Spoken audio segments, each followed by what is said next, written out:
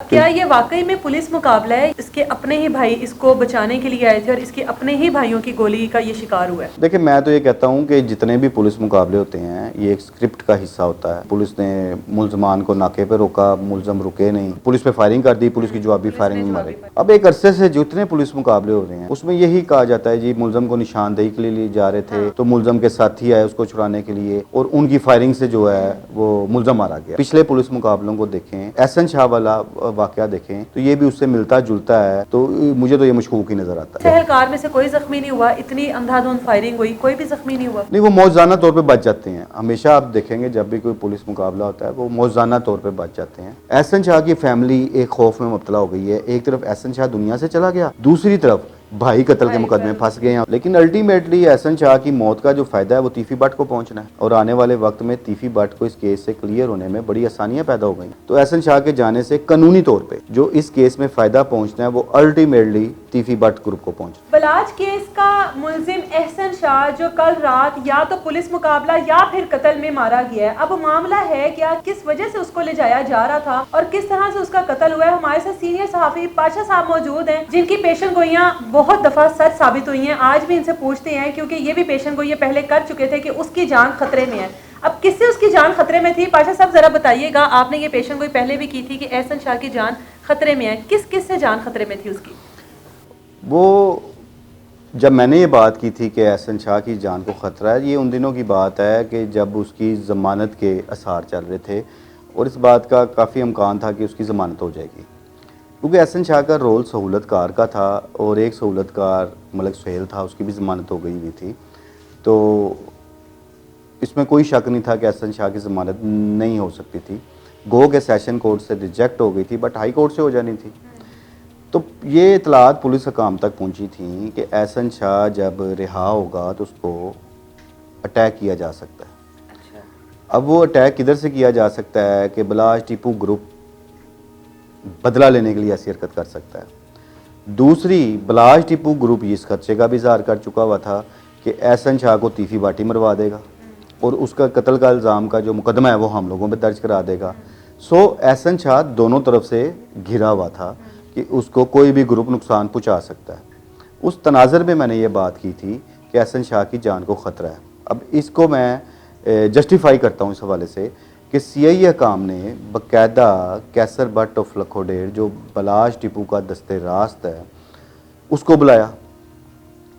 उन्हें बुला के जी पूछा गया कि हम तक इतलात हैं कि आप लोग कोई अटैक कराने का इरादा रखते हैं और कोई शूटर जाएंगे, जिस तरह एक तरीक़ेकार होता है। तो कैसर भट्ट ने इन सारी चीज़ों से डिनाई किया था कि ना हमारा ऐसा कोई मंसूबा है, ना हम ऐसी सोच रखते हैं। हमने अगर जो भी करना है कानूनी कार्रवाई के ज़रिए ही करना है और हम इंसाफ चाहते हैं। तो लिहाजा आप इस चीज़ की बिल्कुल जो है टेंशन ना लें कि हम लोग कोई अटैक करेंगे। CIA पुलिस अफसरान ने कैसर भट्ट से इस बात की श्योरिटी ली थी कि जब एहसन शाह बाहर आएगा तो आप उसका कोई नुकसान नहीं करोगे। पाशा साहब, आपको क्या लगता है कि एहसन शाह जिस जुर्म में सज़ा काट रहा था, अगर ये बाहर आता तो जो अवाम को उसके ऊपर गुस्सा था या जो बलाज ग्रुप को उसके ऊपर गुस्सा था, क्या वो बढ़ सकता था? मैंने तो वही कहा ना कि वो हर तरफ से घेरे में था। अब तो वो अपने अंजाम को पहुंच गया, लेकिन अगर वो रिहा होके आ भी जाता तो उसको कोई भी उसका नुकसान कर सकता था। अब क्या ये वाकई में पुलिस मुकाबला है या फिर जिस तरह से पुलिस ने बयान दिया है कि इसके अपने ही भाई इसको बचाने के लिए आए थे और इसके अपने ही भाइयों की गोली का ये शिकार हुआ है? देखिए, मैं तो ये कहता हूँ कि जितने भी पुलिस मुकाबले होते हैं ये एक स्क्रिप्ट का हिस्सा होता है कि पहले कहा जाता था कि जी पुलिस ने मुलजमान को नाके पे रोका, मुलजम रुके नहीं, तो पुलिस ने जो है पुलिस पे फायरिंग कर दी, पुलिस की जवाबी फायरिंग में मारे। अब एक अरसे से जितने पुलिस मुकाबले हो रहे हैं उसमें यही कहा जाता है जी मुलजम को निशानदेही के लिए जा रहे थे, बरामदगी के लिए ले जा रहे थे, तो मुलजम के साथी आए उसको छुड़ाने के लिए और उनकी फायरिंग से जो है वो मुलजम मारा गया। तो अगर वो उन सारे वाक़यात को पिछले पुलिस मुकाबलों को देखें तो फिर अगर एहसन शाह वाला वाक़या देखें तो ये भी उससे मिलता जुलता है। तो मुझे तो ये मशकूक ही नज़र आता है। तो उसके भाइयों को क्यों इन्वॉल्व किया गया? अली रज़ा वहाँ पर मौजूद था। वो पुलिस ने बड़ी अच्छी प्लानिंग की है और वो अप्रिशिएट करें कि वो किस तरह उन्होंने कवर कर लिया हर चीज़ को कि एक भाई तो मौत के मुंह में चला गया, बाकी भाई को या दोस्तों को जो कोई एक्टिव हो सकते थे या एहसन शाह के मामले की पैरवी कर के लिए भाग दौड़ कर रहे थे उन सारों को अपनी पड़ जानी है, क्योंकि वो कत्ल में नामजद हो गए हैं, मुकदमा उनके खिलाफ दर्ज हो गया है। तो वो पुलिस ने अपने आप को सेफ साइड पे रखा है, उसके भाई को उस सारे मामले में ला पुलिस एहलकार में से कोई जख्मी नहीं हुआ? इतनी अंधाधुंध फायरिंग हुई, कोई भी जख्मी नहीं हुआ? नहीं, वो मौजाना तौर पे बच जाते हैं। हमेशा आप देखेंगे जब भी कोई पुलिस मुकाबला होता है वो मौजाना तौर पे बच जाते हैं।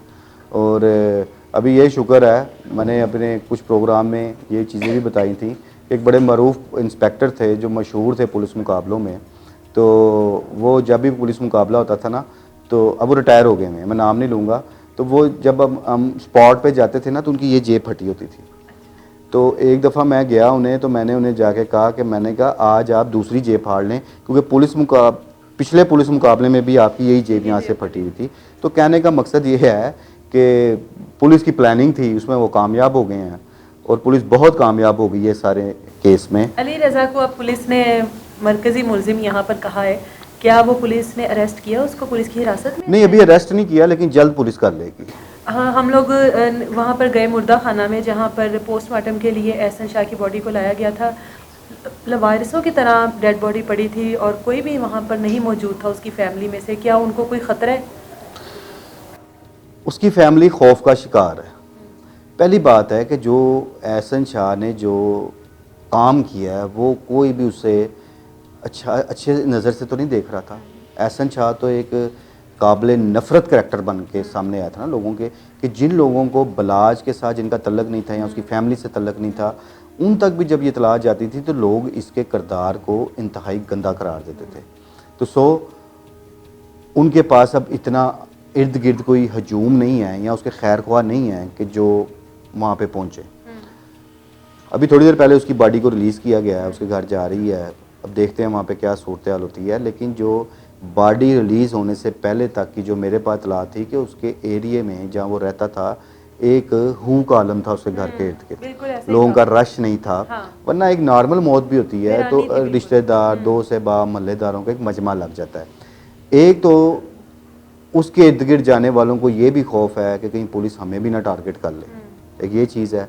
दूसरा, चूँकि अब बलाज जब मर्डर हुआ है तो वो सारे बलाज के कोई दोस्त या रिश्तेदार तो नहीं थे वहाँ पे, तो वो लोग भी पहुँचे थे जो बलाज को नहीं थे जानते, कि उन लोगों को इस चीज़ का दुख हुआ था कि क्या बात, उसका जनाजा कितना बड़ा हुआ था। एहसन शाह की फैमिली एक खौफ में मुब्तला हो गई है। एक तरफ एहसन शाह दुनिया से चला गया, दूसरी तरफ भाई कत्ल के मुकदमे फंस गए हैं, उसके जो साथी बाकी फंस गए हैं। अब वो एहसन शाह को देखें, उस भाई जो उनके मुसीबत में फंस गए हैं वो उनको देखें, वो तो इस टाइम उस सोच में एकदम जाहिर है एक सदमा है उनके लिए भी, उसकी माँ के लिए भी सदमा है। उसका तो बेटा था, वो माँ है।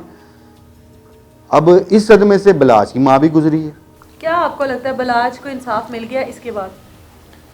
उसकी भी जो बलाज की फैमिली है, देखें उनके लिए तो ये इत्मीनान का बाइस है ना कि उनके भाई का वो तो कातिल था, उनके लिए ये इत्मीनान है। लेकिन अल्टीमेटली एहसन शाह की मौत का जो फ़ायदा है वो तीफ़ी भट्ट को पहुंचना है, और आने वाले वक्त में तीफ़ी भट्ट को इस केस से क्लियर होने में बड़ी आसानियाँ पैदा हो गई हैं, क्योंकि जो शवाहिद थे और एहसन शाह के बयानात की रोशनी में या उससे मिलने वाले मोस्टली शवाहिद जो मिले थे उनकी रोशनी में ही तीफ़ी भट्ट को मरकज़ी मुल्ज़म करार दिया जा रहा था ना, गो के अदर मुल्ज़मान से भी सारी मालूमात कलेक्ट की थी। तो जो एक इस हवाले से अब तक जो काबू आया हुआ था मरकज़ी, वो तो वही एहसन शाह ही था। तो एहसन शाह के जाने से कानूनी तौर पे जो इस केस में फ़ायदा पहुंचना है वो अल्टीमेटली तीफ़ी भट्ट ग्रुप को पहुंचना है।